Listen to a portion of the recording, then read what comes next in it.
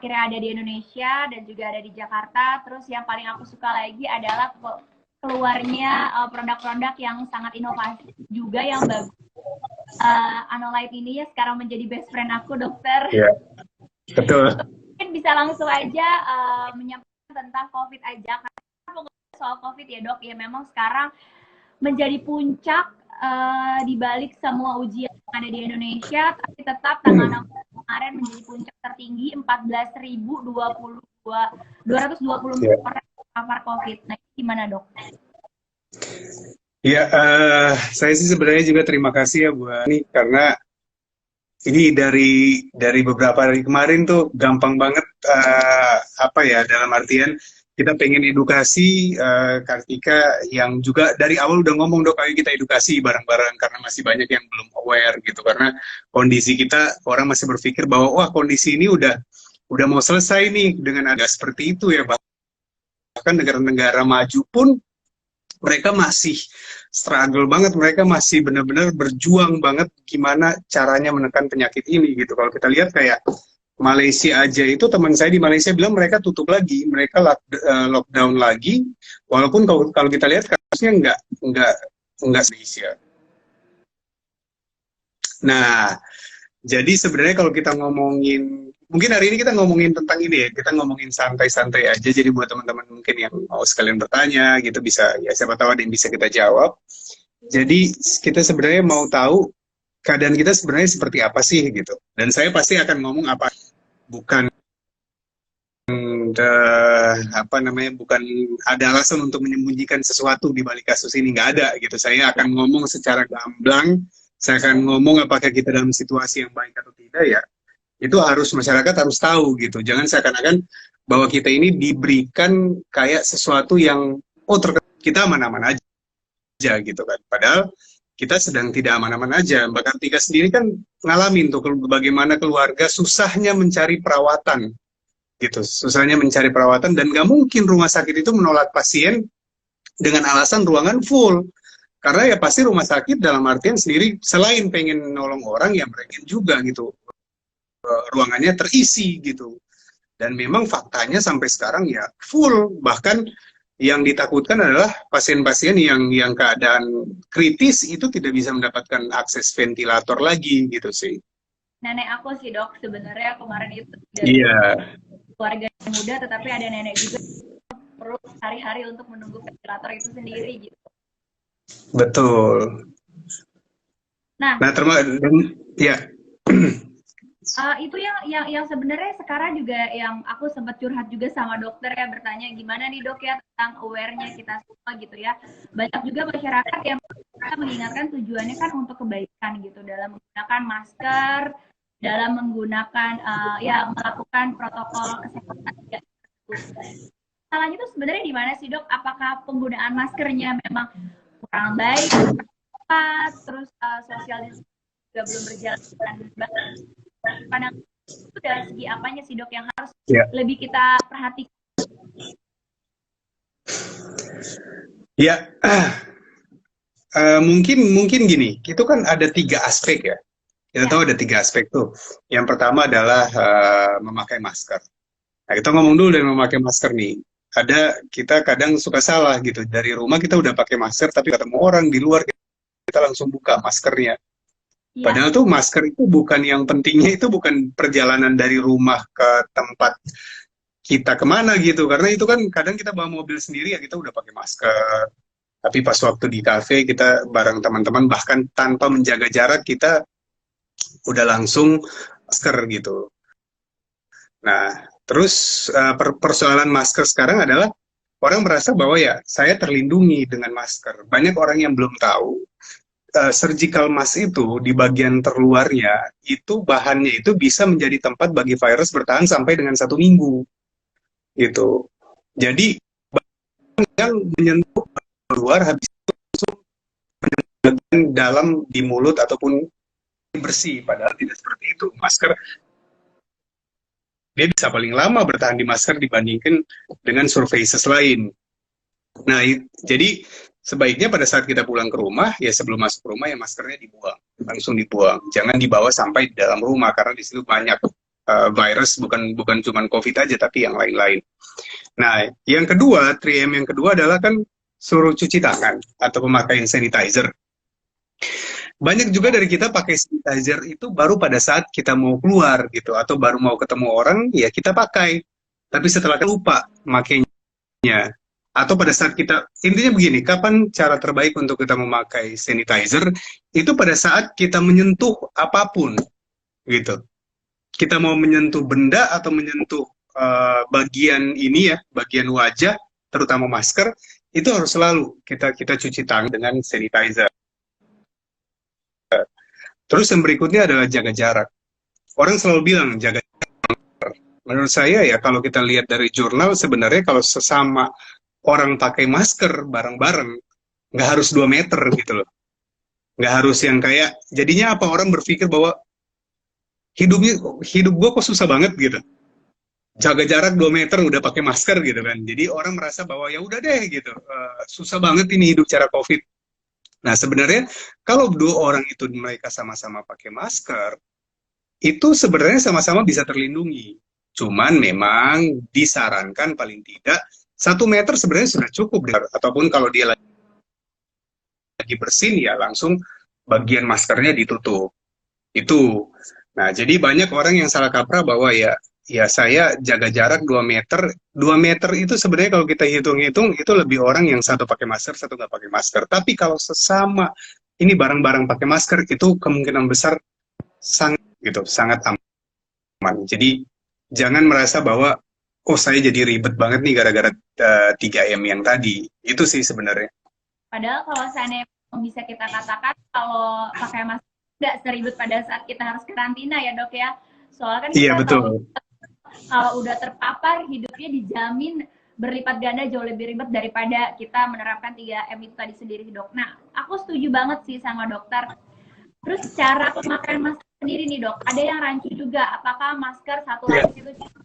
Terus juga ada beberapa orang yang pakai masker tetapi kesalahannya menutupi aja bagian hidungnya atau mungkin kan sebenarnya di bagian atas masker itu kan ada kait untuk bagian hidungnya agar lebih menutup. Itu gimana sendiri tuh dok? Itu kan menjadi concern juga ya. Iya. Nah, sebenarnya gini, sebenarnya kalau masker itu kan saran dari WHO itu adalah 3 atau triply. Ya. 3 lapis. Iya, 3 lapis yang bagian terluarnya itu, bagian terdalamnya itu dari katun atau cotton blends. Terus di bagian yang tengahnya itu polipropilen atau katun, bagian terluar itu polyester atau gabungan keduanya sebenarnya polipropilen. Nah, jadi kalau kita mau kita sebenarnya dengan masker medis yang dijual di luar cukup gitu. Nah, yang hati-hati kan sebenarnya adalah masker kain atau scuba yang cuma 1 lapis, kadang cairan itu masuk gitu. Karena kan droplet itu kan dalam bentuk cairan. Kalau droplet dalam bentuk cairan berarti dia masuk. Dan hati-hati dengan orang yang memakai masker yang ada gitu, yang ada valve itu yang kalau kita lihat kayak ada kotak kecil ya, ada kayak katup gitu. Nah, valve atau katup itu sebenarnya tidak direkomendasikan oleh CDC sebenarnya untuk pengendalian pada saat COVID ini. Kenapa? Karena valve itu kita bilangnya itu masker yang egois. Dari luar nggak bisa masuk, tapi dia bisa mengeluarkan virus ya, gitu. Iya, valve itu. Jadi yang tipe itu bisa teman-teman bisa baca bahwa yang tipe valve itu sebenarnya tidak direkomendasikan untuk dipakai. Ya secara model sih kayak keren ya gitu. Iya, keren, tapi ya tidak direkomendasikan karena dia masih bisa spread the viruses atau bakteri sebenarnya dari seorang yang pakainya. Tapi kalau buat masuk enggak. Nah, terus buat masker yang saya bilang tadi gitu, masker itu nggak boleh kena alkohol. Jadi buat teman-teman yang merasa bahwa oke, saya pulang ke rumah saya mau pakai 2 kali katakan. Atau saya lagi bertemu dengan teman-teman, terus habis itu saya mau desinfektan si maskernya pakai alkohol, itu udah dijamin 100% rusak maskernya. Jadi bisa dicoba di rumah. Masker itu kan kalau surgical mask itu normalnya kalau kita pakai bisa menampung air tanpa bocor. Dia tanpa bocor. Nah, kita coba setelah itu kita buang airnya, kita semprotin alkohol, kita masukin pasti bocor. Nah, itu yang berbahaya karena bisa menularkan droplet gitu. Karena ya rusak bagian untuk menyaring dropletnya. Oke, terus kan memang kan dok yang kita tahuin juga dok ya kayak benar sih sebenarnya kita ini kan budaya TV yang adabnya sangat luar biasa juga gitu. Iya. Justru ini menjadi sangat sulit untuk kita semua karena ada faktor nggak enak gitu ya dok. Dalam arti seperti kalau seandainya dengan kerabat untuk menolak pertemuan dan lain sebagainya, tamu tuh nggak enak. Kalau seandainya menyambut tamu dan memakai masker, rasa juga enak atau bahkan masih bilang bahwa aduh kok gitu banget sih dan lain sebagainya, padahal sebenarnya meskipun kita di rumah juga tamu, kita juga sebagai tamu wajib juga ya dok ya untuk mengenakan masker itu sendiri ya. Ya. Nah, sebenarnya dengan situasi sekarang mungkin sudah mulai banyak lah yang merasa bahwa ya kita harus pakai masker gitu kan, karena memang kuncinya tuh ada di masker sih. Salah satu kunci keberhasilan untuk menekan penyebaran tuh salah satunya ada di masker. Memang apa ya? Memang tidak, karena kita dari dulu Indonesia itu bukan di ranah preventif. Kita lebih banyak di kuratif, pengobatan tanpa pencegahan. Akhirnya pada saat kita kena pandemi, proses edukasi itu butuh waktu gitu. Karena kita dari awal tuh nggak konsep sebelum adanya COVID.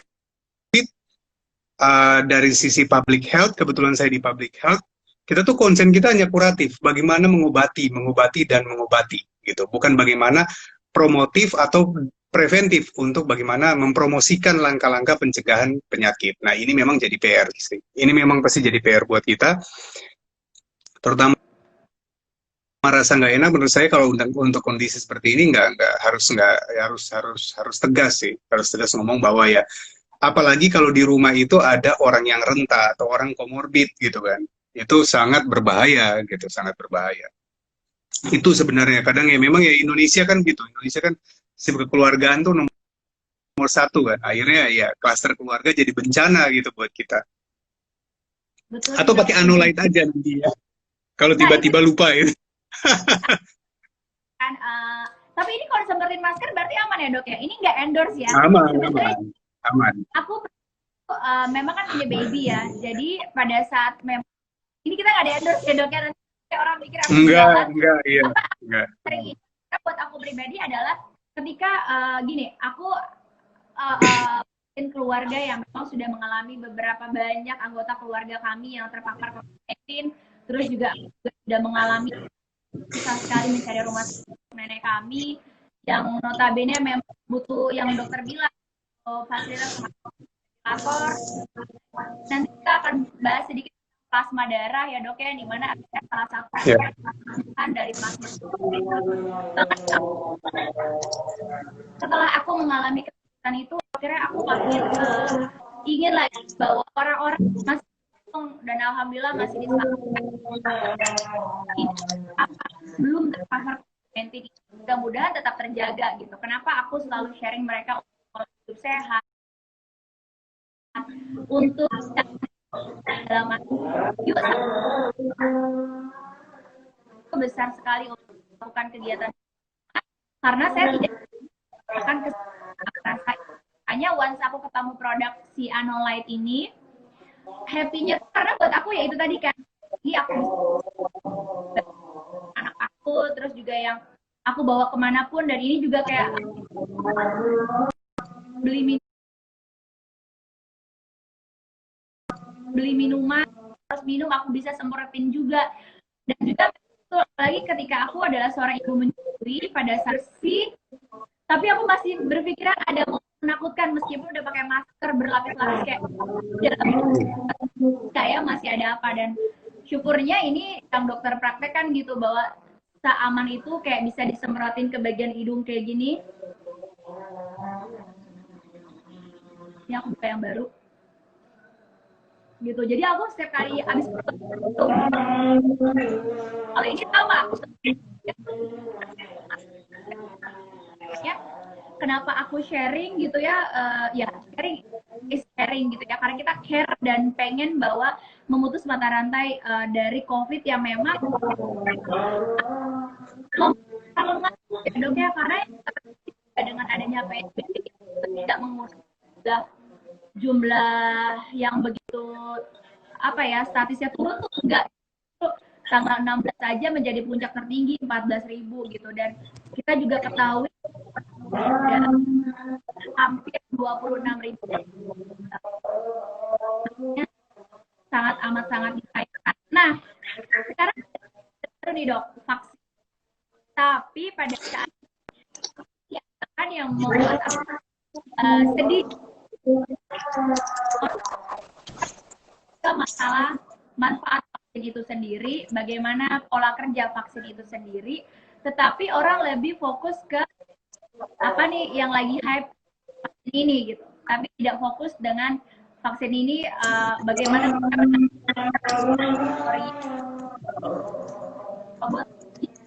vaksin yang sudah ada gimana dok? Ya, sebenarnya gini, sebenarnya kalau kita ngomongin vaksin ya, vaksin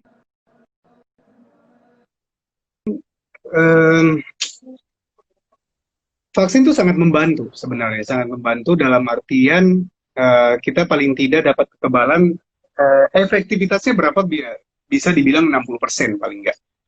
60%, tapi masih butuh waktu penelitian dengan makin banyaknya orang akan semakin terlihat bahwa efektivitasnya itu berapa sih gitu. Karena kan kemarin itu kan efektivitas itu baru keluar saat setelah mereka ini dipercepat gitu kan. Artinya begini, kalau dibilang masih belum banyak gitu yang dilakukan uji coba, cuma ini di keadaan extraordinary gitu. Jadi ini keadaan yang benar-benar orang buat bahwa wah ini keadaan yang harus cepat keluar vaksinnya. Nah, cuman permasalahannya adalah seberapa efektif ya. Kalau sampai sekarang contoh Sinovac gitu. Sinovac bisa dikatakan 60%. 60%, tapi paling tidak yang paling penting vaksinnya bukan melihat efektivitasnya, tapi yang paling penting adalah safe apa enggaknya dulu. Gitu. Kalau Sinovac masih bisa dibilang safe, walaupun memang ya dulu perusahaan ini pernah ada skandal gitu di tahun 2018. Saya ngomong apa adanya gitu. Cuman apakah efektif? Bisa dibilang cukup efektif. Bagaimana dengan orang-orang yang sudah terinfeksi? Nah, sudah terinfeksi itu tidak divaksin dulu untuk sementara waktu. Kenapa? Karena jumlahnya tidak terlalu banyak. Jadi akan didahulukan orang-orang yang belum pernah terinfeksi. Nah, coba begini. Seberapa yakin kita belum terinfeksi gitu? Ya. Karena kan kita ini kan dulu pernah banyak di awal-awal pemeriksaan PCR kan sangat sedikit sekali gitu. Bahkan kita mungkin pernah OTG dulu. Bagaimana efektivitasnya terhadap orang yang dulu pernah OTG? Nah, yang kedua yang jadi tanda tanya adalah apakah orang pada saat dia sedang COVID? Nah, ini yang saya bingung. Saya sebenarnya sebagai tenaga kesehatan pun masih bingung karena di situ ada kriteria orang yang divaksin itu tidak boleh sedang ada orang satu rumah yang positif. Nah, memang karena dianya yang diinginkan tidak positif atau dicurigai jangan sampai positif, itu saya nggak tahu. Cuman kan paling tidak itu harus dikonfirmasi dengan PCR sebenarnya. Kalau saya pribadi ditanya, apakah saya mau vaksin? Oke, saya mau vaksin dengan melihat pertimbangan tertentu. Tapi saya akan bersikap bahwa ya kalau saya mau divaksin, saya harus PCR dulu. Kalau saya mau PCR dulu. Saya butuh tahu pada saat saya divaksin, saya sedang terinfeksi atau tidak. Gitu. Itu tanyain. Walaupun jenis Sinovac ini adalah yang inactivated, yang bukan RNA gitu, bukan jenis virus hidup. Cuman kalau saya pasti untuk meminimalisir viral load dalam tubuh saya pasti akan PCR dulu. Saya tidak akan antigen karena antigen itu juga ya tidak bisa seakurat dari tidak sensitif seperti PCR. Karena sampai sekarang antigen itu baru sebagai alat screening, bukan alat diagnosis. Jadi alat diagnostik COVID itu gold standarnya adalah PCR. Nah, itu permasalahan vaksin. Cuman kan permasalahannya juga dari awal sampai dengan sekarang, PCR kita kan dikit, belum banyak. Ini yang mungkin yang jadi PR. Ini mungkin jadi PR, saya nggak tahu apakah pemerintah akan memberikan antigen atau PCR, masih tanda tanya dari saya. Cuman sampai sekarang pun saya masih bertanya-tanya, apakah orang yang divaksin itu harus di PCR? Karena ada kriterianya dengan orang yang, apalagi ada orang satu rumah yang positif, gitu. Cuman masyarakat juga banyak yang skeptis dengan bahwa, oh ini saya nggak mau divaksin. Karena ada orang-orang merasa bahwa ya vaksin ini malah memperburuk keadaan. Tapi jujur vaksin kalau menurut saya bisa membantu memperkecil sebenarnya apa rasio penularan gitu, terutama mungkin orang-orang yang belum kena, dia akan paling tidak dia kebal 60% iya, tapi tidak menutup kemungkinan bahwa dia akan bisa mudah terinfeksi. Jadi memang akan tetap masih panjang untuk kita jalankan, dan testing pun itu masih akan panjang gitu, masih akan panjang untuk terus dijalankan karena efektivitas vaksin tadi. Jadi tetap aja ya dok ya, meskipun sekarang memang ada solusi sedikit dari vaksin yang udah bisa didapetin gitu ya dok, kita tetap nggak boleh atau kita nggak boleh bahasanya kecolongan untuk tetap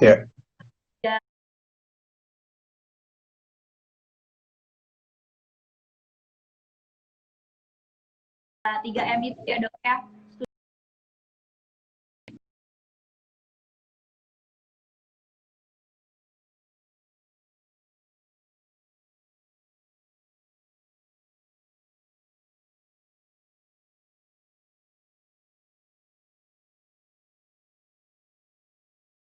Dokter bahwa